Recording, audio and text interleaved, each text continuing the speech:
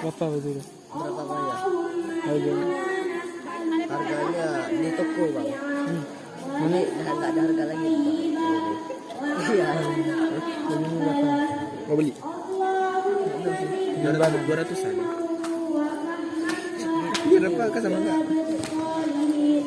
Ini 150 satu. Dia mahal juga karena panjang. Iya, ini 150. 300-an lah. Kayaknya nggak jauh beda, cuma ini berkilau. Ini, cuma ini. Itu masuk Saudi Store tuh. Saudi Store. Saudi Store, oh ya. Sana nasional lah. Atau Dekat atau dia tahu kan?